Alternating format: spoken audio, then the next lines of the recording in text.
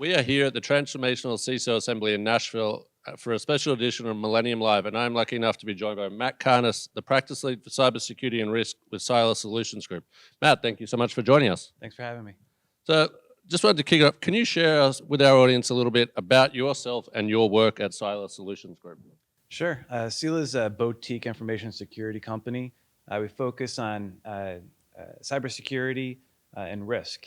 My role is to help CISOs and information directors prioritize and make decisions around information security using risk. So, Matt, how does Sila Solutions Group support companies with their cybersecurity and risks? So as a consulting company, we have a wide range of services, but it always starts with risk management to help the CISO prioritize and make decisions. From there, we also do a lot of data protection, privacy, as well as cloud security support. We've also supporting clients on the ground, augmenting security teams, doing incident response readiness plans, as well as performing third-party risk management. Let's keep you busy.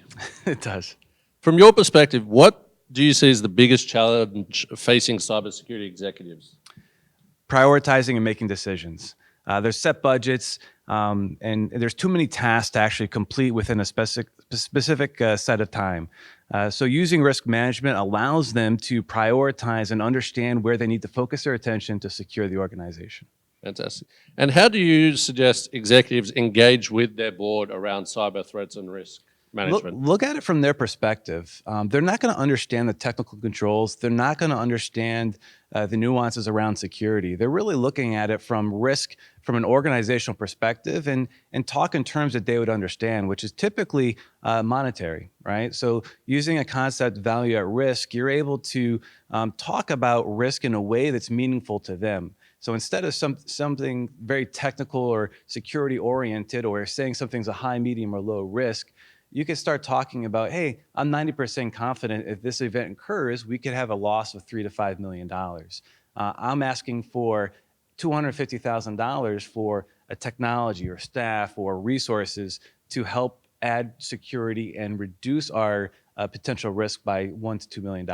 That's a lot more palatable and also very easy for them to understand what to do, and when you speak in monetary terms.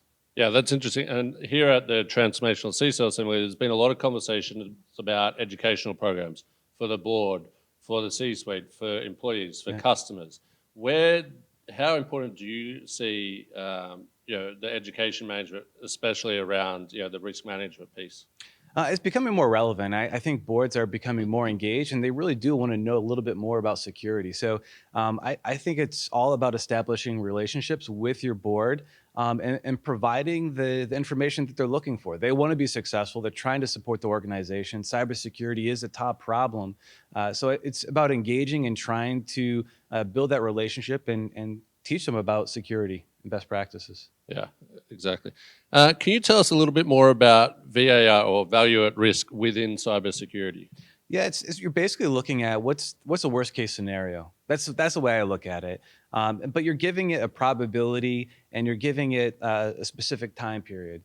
I gave the example before where you're saying that if this event occurs, there's a potential loss of X amount of dollars, and this is going to occur over a certain period of time. That's all value at risk is. Interesting.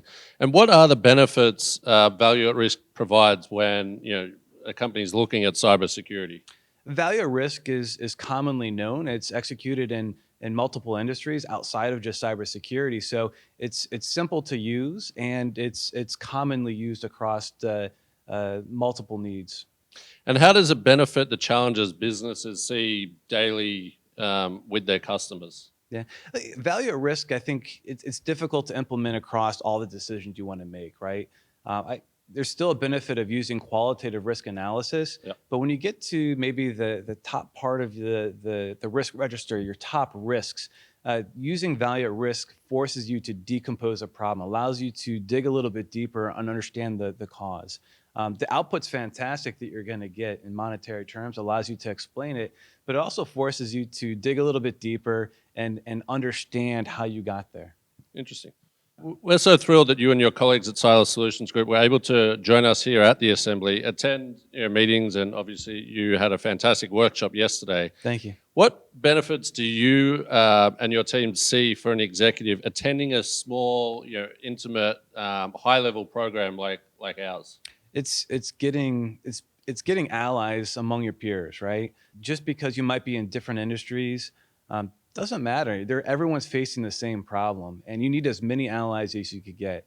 So I think the ability to network with other CISOs or information security directors is absolutely beneficial, and keeping and maintaining that relationship is going to be crucial for everyone's success. Especially, as people are, working longer and longer and in the office more, the chance to get out and engage. It's difficult. Yeah. It's difficult. Yeah. What has been the biggest benefit for you and your colleagues partnering with the Millennium Alliance? To be honest, it's just talking to the CISOs to understand what their concerns are, what their needs are. That's how we become better, and we're able to better serve our clients, is just listening and understanding what the needs are. It's changing constantly, and it's very interesting to hear some of these war stories and understanding their perception, and how we could better help them. Here at the Assembly, through all your conversations, Yeah. what has almost surprised you, through the conversations you've had? The commonality of problems that people are facing. It's not like everyone has a different issue, even if it's a different organization, different industry, different set of board, different everything. The problems are still the same, and there's value and understanding and talking with one another. And I think that was the most surprising thing coming here, is that even though people have different backgrounds and work from different organizations, they're all trying to achieve the same thing, and there's a lot of commonality there. Fantastic. Last couple of questions. What's in store for Sila Solutions Group and you and your team in 2020? We're growing our data protection and privacy team. So we've had some great engagements over 2019, but the demand has been so high, and it's really about operationalizing privacy. So not so much from a legal perspective or translating regulations, but how do you actually execute it within security teams? And I think it's one thing that a lot of organizations are having trouble with, and they're going to start having more and more requests and privacy needs in the coming years. Fantastic. So as we head towards the end of 2019 rather quickly, Yeah. I can't let you go without asking your number one prediction and also your number one tip for the cybersecurity executives in 2020. You have too many things to do. Prioritize those needs and use risk management. I think that's the only way to really make sure that you're getting all the security needs within your organization met. Well, Matt Karnas, thank you very much for joining us here in Nashville, and we look forward to seeing you again soon. Thank you very much. Appreciate it.